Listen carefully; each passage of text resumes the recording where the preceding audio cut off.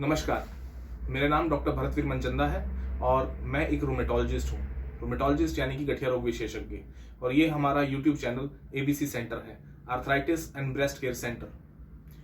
आज का हमारा टॉपिक है कमर दर्द और कमर दर्द वाले गठिया।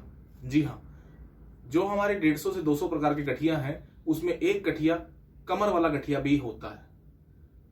कमर वाले गठिया को अधिकतर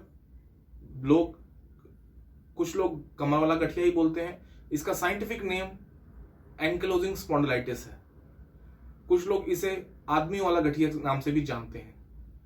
तो पहले हमें ये जानना चाहिए कि एंकिलोजिंग स्पॉन्डिलाइटिस क्या है और इसके लक्षण क्या है।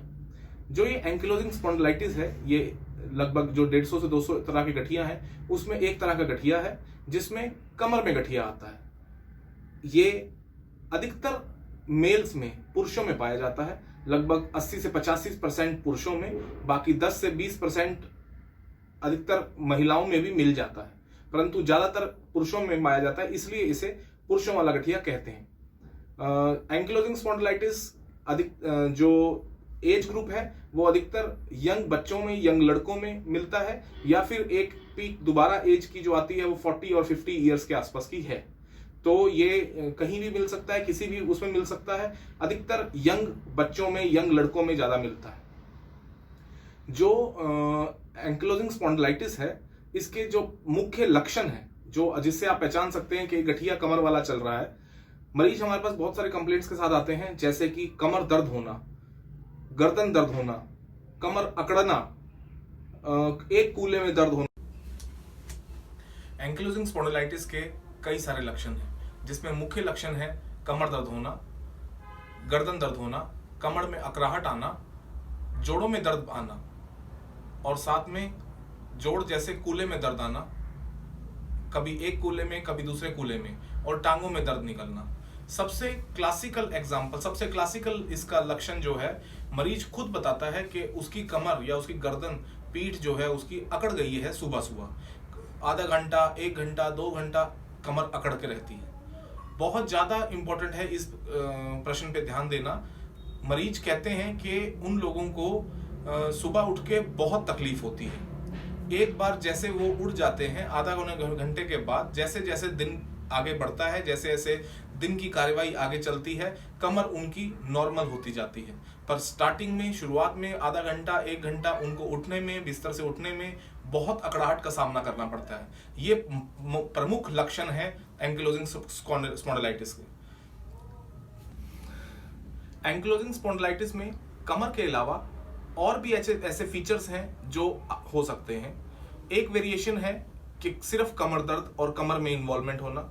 एक वेरिएशन है कि कमर के अलावा छोटे जोड़ और बड़े जोड़, जैसे कि हाथ के जोड़ या बड़े जोड़ों में जैसे कंधा या घुटना, इसमें दर्द आना, इसमें सूजन आना, इसमें अकड़ाहट आना। और एक और वेरिएशन होता है जिसमें आंतों में भी गठिए के लक्षण आते हैं, जैसे लैट्रिन में खून आना, जैसे कई बीमारी है जैसे जिसका नाम है जैसे अल्सरेटिव कोलाइटिस, ये गठिया से रिलेटेड हो सकता है।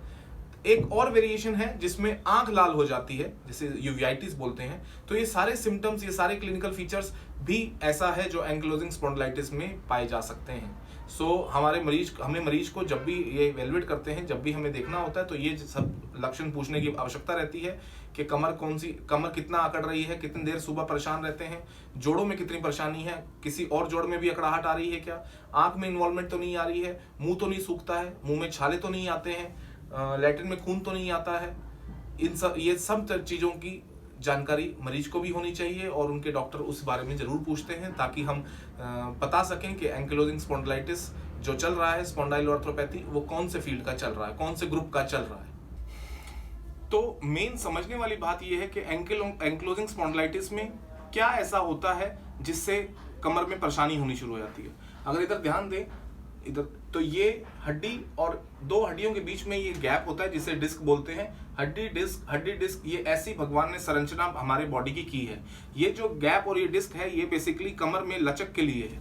अगर ये रहेगी तो कमर की लचक रहेगी, जिससे कि प्रॉब्लम नहीं होगी, इंसान पेशेंट की या किसी भी इंसान की फ्लेक्सिबिलिटी मेंटेन रहेगी। पर इस बीमारी में, इस स्पेसिफिक एंकिलोजिंग स्पॉन्डिलाइटिस वाली बीमारी में 2 हड्डियों ये आपस में चिपकनी शुरू हो जाती हैं, डिस्क के ऊपर हड्डी बननी शुरू हो जाती है, जिससे वो एक बिल्कुल स्ट्रेट पोस्चर बन जाता है। जैसे आप इसे बोलते हैं बैम्बू स्पाइन। जैसे आपने गन्ना देखा होगा, गन्ना जैसे स्ट्रेट हो जाता है, ऐसे ही जो अपनी कमर की हड्डी है, रीढ़ की हड्डी है, ये बिल्कुल स्ट्रेट हो जाती है शुरुआत में, जिससे एकदम स्ट्रेट हो जाता है, पोस्चर बिल्कुल सीधा हो जाता है।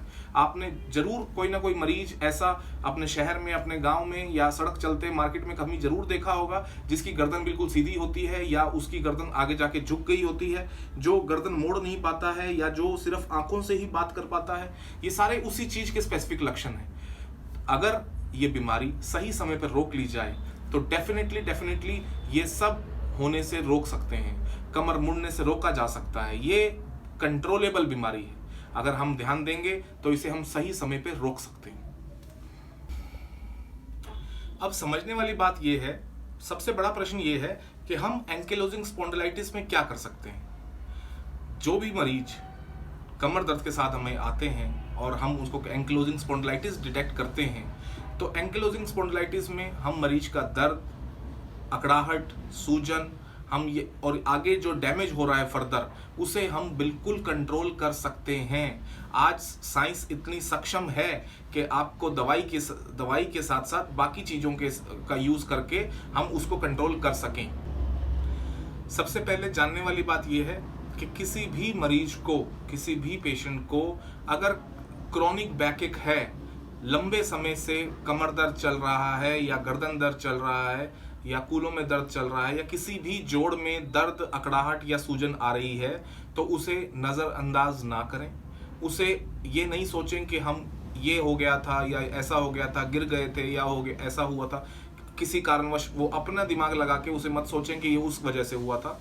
अगर किसी भी मरीज को क्रॉनिक बैकएक या लंबे समय से कमर दर्द चल रहा है तो वो प्लीज़ अपने लक्षणों पे ध्यान दें और अपने घर के पास जो भी उनको डॉक्टर मिलते हैं, स्पेसिफिक स्पेशलिस्ट मिलते हैं या रूमेटोलॉजिस्ट मिलते हैं, तो उनसे ज़रूर एक बार अपना डिस्कस करें और उनसे डायग्नोसिस बनवाएं कि जो अगर कमर में दिक्कत आ रही है, इतने लंबे समय से लगातार दर्द चल रहे हैं, तो उसका कारण क्या है। और अगर कारण गठिया बनता है, अगर वो कारण एंकिलोजिंग स्पॉन्डिलाइटिस बनता है, तो जरूर आप अपने रूमेटोलॉजिस्ट से डिस्कस करें। आप हमारे पास आ सकते हैं एबीसी सेंटर में। हमारे पास कई सारे मरीज आते हैं जो डायरेक्ट जांच करवा के लाते हैं। इस एंकिलोजिंग स्पॉन्डिलाइटिस में एक खून का जांच भी होता है, एक्सरे भी, इसमें खून की जांच से पता कर सकते हैं, एक्सरे करके पता कर सकते हैं कि आ रहा है कि नहीं आ रहा है। एक जांच होती है HLA-B27, एक्सरे होते हैं कमर के, जोड़ों के, तो उससे हम देख सकते हैं। कई मरीज आजकल बहुत जागरूक हैं, वो आते हैं अपना डायरेक्ट टेस्ट करवा के डॉक्टर साहब हमें HLA-B27 पॉजिटिव आया हुआ है और हमें आगे क्या करना है, आगे का विचार बताइए। सो ये सब चीज़ें हम ध्यान रख के हम इस चीज़ को बचा सकते हैं और मरीज की आने वाली जो डैमेज होने वाला है हम उसे रोक सकते हैं, ताकि उनकी ज़िंदगी में दर्द, सूजन, अकड़ाहट, डैमेज ना हो। एक और बहुत महत्वपूर्ण प्रश्न है, बहुत से मरीज पूछते हैं इस बारे में कि एंकिलोजिंग स्पॉन्डिलाइटिस के हमारे आगे उपचार क्या क्या हैं। तो उपचार के बहुत सारे माध्यम आ गए हैं, जैसे जैसे साइंस ने तरक्की की है। अब इस समय एंकिलोजिंग स्पॉन्डिलाइटिस जिस भी स्थिति में है हम उसको कंट्रोल करने के सक्षम हैं। दवाइयाँ बहुत हैं, बायोलॉजिक्स आ गए हैं, इंजेक्शन बहुत सारे, जिससे हम पूरा कंट्रोल कर सकते हैं। और जी हाँ, कई मरीज ऐसे भी हैं जिनको एक बार गठिया शांत हो जाए, एक बार एंकिलोजिंग स्पॉन्डिलाइटिस ही क्यों ना हो, वो शांत हो जाए, कमर दर्द शांत हो जाए, उनके सिम्टम शांत हो जाएं, जैसे दर्द, अकड़ाहट, सूजन, ये शांत हो जाते हैं, तो सिर्फ अपनी नॉर्मल अच्छी दिनचर्या पे व्यायाम के साथ ही वो बिना दवाई के भी इसे कंट्रोल रख सकते हैं। सो इस रिगार्डिंग क्रॉनिक बैकएक, लंबा समय से कमर दर्द या अकड़ाहट चल रही हो, या कोई अगर एंकिलोजिंग स्पॉन्डिलाइटिस डायग्नोज हो चुका हो, इस बारे में ऐसा कोई भी प्रश्न हो, तो आप इस पे हमें मैसेज डाल के पता कर सकते हैं। अदरवाइज आपको एड्रेस पता है, ABC centre Kurukshetra, arthritis and breast care centre, phone number इसमें दिए हैं, सब लिंक्स इसमें दिए हैं एड्रेस का। तो कभी इस रिगार्डिंग कोई दिक्कत रहती है तो आप कभी भी पूछ सकते हैं। धन्यवाद।